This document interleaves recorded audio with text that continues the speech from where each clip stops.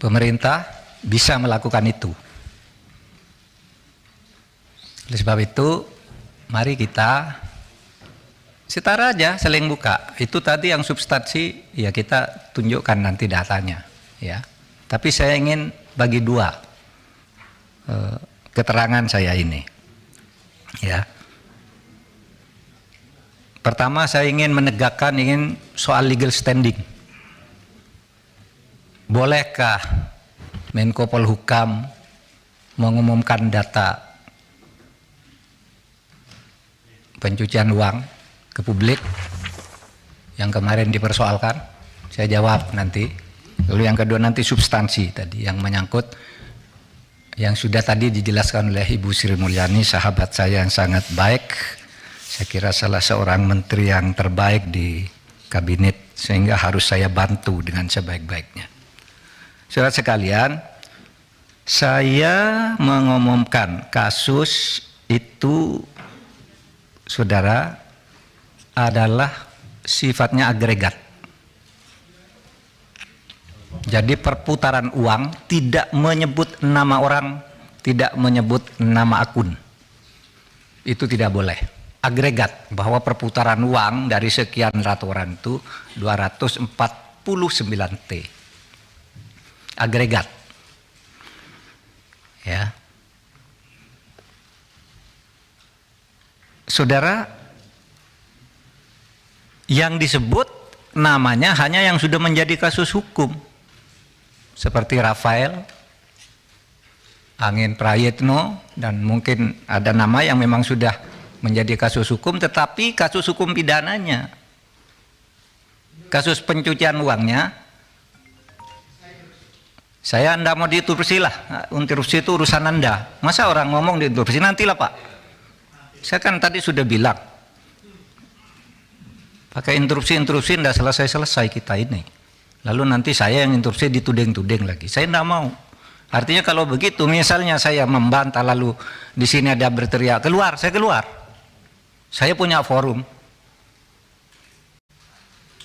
Saya setiap kesini dikoroyok, belum ngomong sudah diinterupsi, belum ngomong interupsi. Waktu kasus itu juga, waktu kasus Sambo, belum ngomong sudah diinterupsi, dituding-tuding, suruh bubarkan apa. Jangan begitu dong. Mati ya mic-nya. Pak Mahfud, kita teruskan aja dulu yang interupsi biar nanti. Oh oke, nanti ntar dibenerin. Lah tapi sedong. Tapi sebelah sini hidup mic-nya ini. Nyala. Silakan Pak. Amis Bakum kemarin Kalau mic-nya mati gimana saya ngomong? Ini hidup Pak Mahfud. Jangan-jangan disabotase ini. Enggak. Kalau mau buka-buka, ayolah. Di sini ada yang bisa dibuka, ada yang agregat, nggak bisa nyebut nama. Kalau menyebut nama, jangan-jangan ada orang yang di sini juga. Di ruangan sana, jangan-jangan orang yang ada nama sini. Tapi kalau mau buka-buka, ayo. Lah, nah ini kedengaran enggak? Kedengaran sana. Makanya, baik, ya. Saya tidak sebut nama, ya. Yang nyebut nama yang ketiga inisial bukan saya, Bu Sri Mulyani tadi. Itu nanti tanyakan ke beliau. Tapi itu justru salahnya di situ. Itu, saudara. Ini ada ketentuan nih di undang-undang yang tidak boleh menyebut itu kalau menyangkut ini identitas seseorang, kemudian nama perusahaan, nomor akun dan sebagainya itu ya. Profil entitas yang terkait yang melakukan transaksi, pihak terlapor, nilai, tujuan transaksi. Nah itu semua tidak boleh disebut. Saya tidak nyebut apa-apa, hanya nyebut angka agregat. Oke, satu. Oleh sebab itu saya harus jawab dulu satu persatu. 3 orang nih, Pak Arteria. Wah, katanya ini bisa diancam dengan ancaman hukuman pidana 4 tahun. Karena itu lalu terpancing si Boyamin itu ngelaporin betul. Meskipun dia guyon sebenarnya. biar yang dipanggil itu menjelaskan, katanya biar Pak Arteria Marte dipanggil oleh polisi karena ada laporan, lalu apa salahnya? Itu kata si kata si Pak Boyamin. Begini, saudara, apa dasarnya melapor ke ketua? Loh, saya ketua, jadi dia boleh lapor, boleh saya minta. Loh, kamu kan ke Pak Harto, ke Pak Presiden, kenapa lapor ketua? Ya memang kenapa saya ketua diangkat oleh Presiden, ada SK-nya. Terus untuk apa ada ketua, ada komite? Kalau tidak lapor, kalau saya tidak boleh tahu, itu satu, ya. Itu bisa dihukum 10 tahun. Beranikah saudara, saudara Arteria, bilang begitu kepada Kepala BIN, Pak Budi Gunawan? Pak Budi Gunawan tuh anak buah langsung presiden, dia bertanggung jawab presiden, bukan anak buahnya Menko Polhukam. Tapi setiap minggu laporan kayak ini resmi, info intelijen kepada Menko Polhukam. Coba saudara bilang ke Pak Budi Gunawan, Pak Budi Gunawan, menurut Undang-Undang BIN bisa diancam 10 tahun penjara, berani enggak? Menurut pasal 44.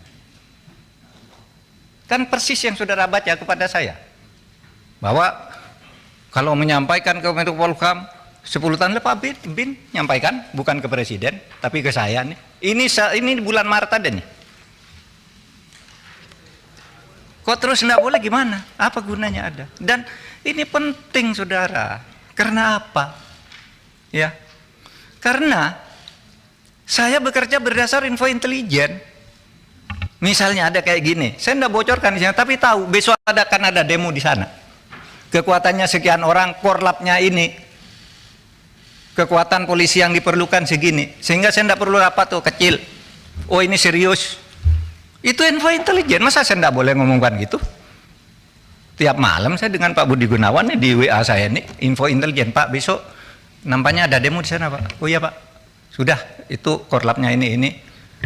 Kekuatannya segini aja Pak, cuma cukup di Polsek, cukup di Polres, atau harus di Mabes. Kalau sudah perlu Mabes, saya undang rapat. Dan itu info intelijen, masa enggak boleh? Lalu mau dihukum 10 tahun Pak Budi Gunawan, tugas dia bukan wahan Menko Polhukam, tapi selalu ngelapor resmi malahan kepada saya, ya. Nah oleh sebab itu saudara, dan ini sudah lakukan banyak nih. Kok saudara baru ribut sekarang? Nih, umumkan dan saudara diem aja sejak dulu nih. Kita yang mengumumkan kasus Indosuria, yang sampai sekarang bebas di pengadilan, kita tangkap lagi. Karena kasusnya banyak. Itu kan PPATK, kok baru ribut soal ini? Lukas NMB, ketika ditersangka ngamuk, rakyatnya turun, saya panggil PPATK, umumkan, uangnya di freeze. Kalau tidak begitu tidak bisa ditangkap dia. Kita tahu dari Mbak Intelkam Polri misalnya, itu gimana di Papua? Menurut Intel, Pak, nasinya, cateringnya setiap hari turun, itu sudah tidak ada kekuatannya. Itu kan Intel, masa tidak boleh? Nah oleh sebab itu saudara, jangan gertak-gertak. Saya bisa gertak juga saudara, bisa dihukum menghalang-halangi penyidikan penegakan hukum. Iya, dan ini sudah ada yang dihukum 7,5 tahun, namanya Fredrik Yunandi. Ya kerja-kerja kayak saudara itu. Orang mau mengungkap, dihantam, dihantam. Ingat kan? Itu. Saya bisa, saudara, menghalang-halangi penegakan hukum. Itu Fredrik Yunandi. Masih ada itu. Saya sama saudara kan kerjanya dengan Fredrik, melindungi Setia Novanto kan, nggak boleh dia ini, lalu laporkan orang, sembarang orang dilaporin sama dia. Ya kita bilang ke KPK itu menghalang-halangi penyidikan, menghalang-halangi penegakan hukum, tangkap. Jadi jangan main ancam-ancam begitu. Kita nih sama saudara. Oleh sebab itu, saudara, saya ingin menegaskan itu kepada Pak Arsul. Harap jangan dipotong. Pak Arsul bicara kewenangan. Menurut Perpres kewenangan Polhukam itu A, B, C, D, tidak berwenang mengumumkan. Loh, saya tanya, apa dilarang mengumumkan? Kalau tidak berwenang, apa dilarang?